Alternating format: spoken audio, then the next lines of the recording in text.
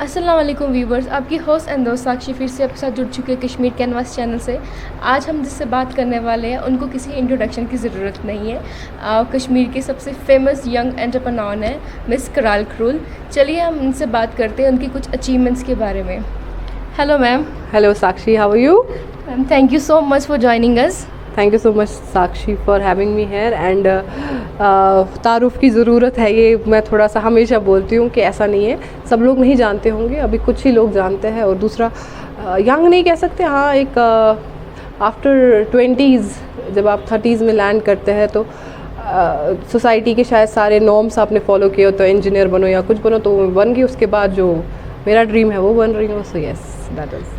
Ma'am आपने ये जो काम स्टार्ट किया है, आपने इसको एक डिफरेंट कंसेप्ट दिया है, डिफरेंट आइडिया दिया है। ये आपको आइडिया या मोटिवेशन कहाँ से आई? ये आइडिया मुझे लगता है कि ऊपर वाला हर किसी ना किसी को कोई थॉट प्रोसेस देता है कि आप सोसाइटी एट अ लार्ज जो है उसके लिए आप क्या कर सकते हैं। तो मुझे लगता है कि इस पॉटरी सेक्टर को किसी ना किसी की ज़रूरत थी और ऊपर वाले ने मुझे चुना इस चीज़ के लिए, अल्हम्दुलिल्लाह। और जब मैंने ये बेंगलुरु से सीखा तो वहीं पे मुझे कॉन्सेप्ट मिला कि मुझे इसको कश्मीर में रिवाइव कैसे करना है और क्या लेके जाना है। तो यस वहाँ से आई। जैसे कि मैंने देखा है कि ये वाला काम कश्मीर में बहुत कॉमन पड़ चुका था, आपके इस एक स्टेप से तो ये काम बहुत ज़्यादा आगे आ चुका है। इसके बारे में आप क्या कहना चाहेंगे मैम?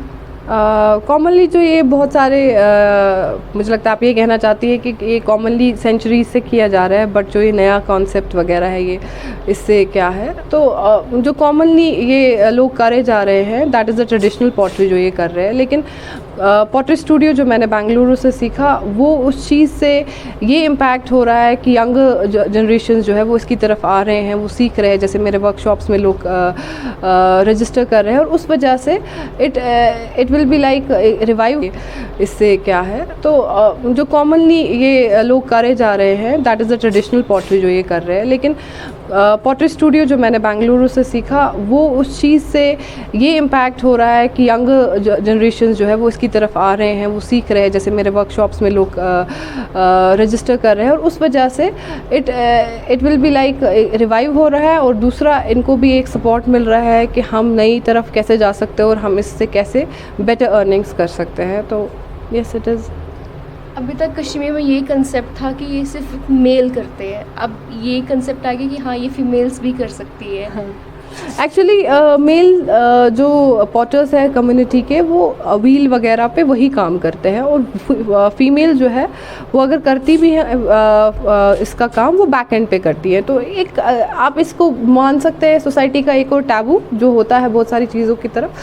तो वो चीज़ है कि जब से देखा है लोगों ने कि हाँ she is on social media ये सब कर रही है, तो बहुत सारी लड़कियाँ ऐसी हैं जिन्होंने मुझे ये बताया कि अब हमें पेरेंट्स जो इसी कम्युनिटी से बिलोंग करती है कि अब हमें पेरेंट्स ने अलाउ किया है ये काम करने के लिए।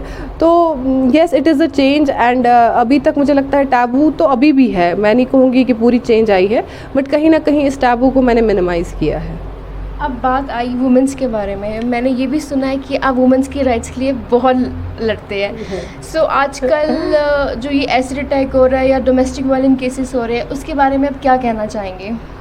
देखिए राइट्स के लिए लड़ना, अगर आप कहते हैं कि वॉइसलेस के लिए वॉइस बनना या इन कामों के लिए एक आवाज़ उठाना, तो उसको एक फ़ाइट ही बोलते हो। तो yes I am doing that. और मैं ये इसलिए करती हूँ क्योंकि एक जैसे आप भी फीमेल है तो एक फ़ीमेल ही फीमेल का समझ सकती है कि हमें कैसे बाय द बर्थ हमें हर चीज़ को मनाने के लिए या प्रूव करने के लिए हमें कितने लोगों को मोटिवेट करना पड़ता है।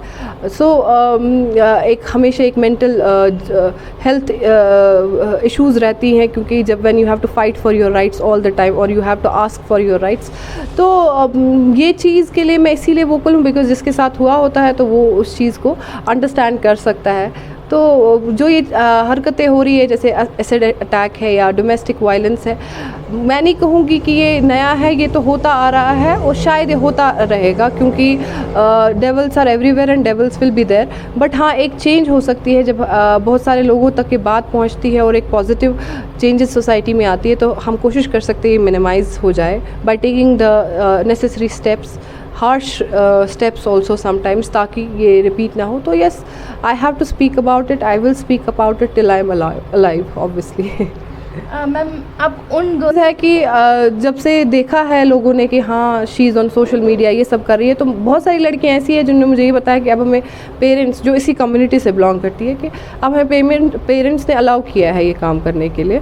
तो yes it is a change and अभी तक मुझे लगता है टैबू तो अभी भी है, मैं नहीं कहूँगी कि पूरी चेंज आई है, बट कहीं ना कहीं इस टैबू को मैंने मिनिमाइज़ किया है। अब बात आई वुमेंस के बारे में, मैंने ये भी सुना है कि आप वुमेंस के राइट्स के लिए बहुत लड़ते हैं। सो आजकल जो ये एसिड अटैक हो रहा है या डोमेस्टिक वायलेंस केसेस हो रहे हैं, उसके बारे में आप क्या कहना चाहेंगे? देखिए राइट्स के लिए लड़ना, अगर आप कहते हैं कि वॉइसलेस के लिए वॉइस बनना या इन कामों के लिए एक आवाज़ उठाना, तो उसको एक फ़ाइट ही बोलते हैं। तो yes I am doing that. और मैं ये इसलिए करती हूँ क्योंकि एक जैसे आप भी फीमेल है तो एक फ़ीमेल ही फीमेल का समझ सकती है कि हमें कैसे बाय द बर्थ हमें हर चीज़ को मनाने के लिए या प्रूव करने के लिए हमें कितने लोगों को मोटिवेट करना पड़ता है। सो एक हमेशा एक मेंटल हेल्थ इश्यूज़ रहती हैं, क्योंकि जब when you have to fight for your rights all the time और you have to ask for your rights, तो ये चीज़ के लिए मैं इसीलिए वोकल हूँ बिकॉज जिसके साथ हुआ होता है तो वो उस चीज़ को अंडरस्टैंड कर सकता है। तो जो ये हरकतें हो रही है जैसे एसिड अटैक है या डोमेस्टिक वायलेंस है, मैं नहीं कहूँगी कि ये नया है, ये तो होता आ रहा है और शायद ये होता रहेगा, क्योंकि devils are everywhere and devils will be there. But हाँ एक चेंज हो सकती है जब बहुत सारे लोगों तक ये बात पहुँचती है और एक पॉजिटिव चेंजेस सोसाइटी में आती है, तो हम कोशिश कर सकते हैं ये मिनिमाइज़ हो जाए by taking the necessary steps, harsh steps also sometimes, ताकि ये रिपीट ना हो। तो yes I have to speak about it, I will speak about it till I am alive obviously. Ma'am आप उन गर्ल्स को क्या मैसेज देना चाहेंगे जो ये सोच के चुप हो जाती है कि just because of society and just because of relatives, कि क्या कहेंगे लोग, उन गर्ल्स को आप क्या मैसेज देना चाहेंगे? देखिए उनको मैं इतना ही कहूँगी कि अगर आपको लगता है कि आप एथिकली मॉरली चीज़ें सही कर रही हैं, तो आपको हाँ वक्त लगेगा समझाने के लिए, बट आप डटे रहे, don't give up, don't quit and you have to be you know firm on your decision, क्योंकि अगर आप फर्म नहीं रही तो दूसरा तो नहीं करेगा। एंड हाँ उसके लिए आपको बहुत सारी चीज़ें गंवानी पड़ेगी, मे बी आपका दिल का सुकून चला जाए कुछ वक्त के लिए, या बहुत सारी चीज़ें आपको फेस करनी पड़े। अगर आप रेडी हैं वो सब चीज़ें फेस करने के लिए, तो you will win at the end. So never give up. And मैं आपको ये कहूँगी आप कुछ करें या नहीं करें, दोनों टाइम पे सोसाइटी या जो भी रिश्तेदार है वो बोलेंगे, क्योंकि वो डोल की तरह होते हैं जो दोनों साइड से बजते ही रहते हैं। लास्ट क्वेश्चन, कामों के लिए एक आवाज़ उठाना, तो उसको एक फ़ाइट ही बोलते हैं। तो yes I am doing that. और मैं ये इसलिए करती हूँ क्योंकि एक जैसे आप भी फीमेल है तो एक फ़ीमेल ही फीमेल का समझ सकती है कि हमें कैसे बाय द बर्थ हमें हर चीज़ को मनाने के लिए या प्रूव करने के लिए हमें कितने लोगों को मोटिवेट करना पड़ता है। सो एक हमेशा एक मेंटल हेल्थ इश्यूज़ रहती हैं, क्योंकि जब when you have to fight for your rights all the time और you have to ask for your rights, तो ये चीज़ के लिए मैं इसीलिए वोकल हूँ बिकॉज जिसके साथ हुआ होता है तो वो उस चीज़ को अंडरस्टैंड कर सकता है। तो जो ये हरकतें हो रही है जैसे एसिड अटैक है या डोमेस्टिक वायलेंस है, मैं नहीं कहूँगी कि ये नया है, ये तो होता आ रहा है और शायद ये होता रहेगा, क्योंकि devils are everywhere and devils will be there. But हाँ एक चेंज हो सकती है जब बहुत सारे लोगों तक ये बात पहुँचती है और एक पॉजिटिव चेंजेस सोसाइटी में आती है, तो हम कोशिश कर सकते हैं ये मिनिमाइज़ हो जाए by taking the necessary steps, harsh steps also sometimes, ताकि ये रिपीट ना हो। तो yes I have to speak about it, I will speak about it till I am alive obviously. Ma'am आप उन गर्ल्स को क्या मैसेज देना चाहेंगे जो ये सोच के चुप हो जाती है कि just because of society and just because of relatives, कि क्या कहेंगे लोग, उन गर्ल्स को आप क्या मैसेज देना चाहेंगे? देखिए उनको मैं इतना ही कहूँगी कि अगर आपको लगता है कि आप एथिकली मॉरली चीज़ें सही कर रही हैं, तो आपको हाँ वक्त लगेगा समझाने के लिए, बट आप डटे रहे, don't give up, don't quit and you have to be you know firm on your decision, क्योंकि अगर आप फर्म नहीं रही तो दूसरा तो नहीं करेगा।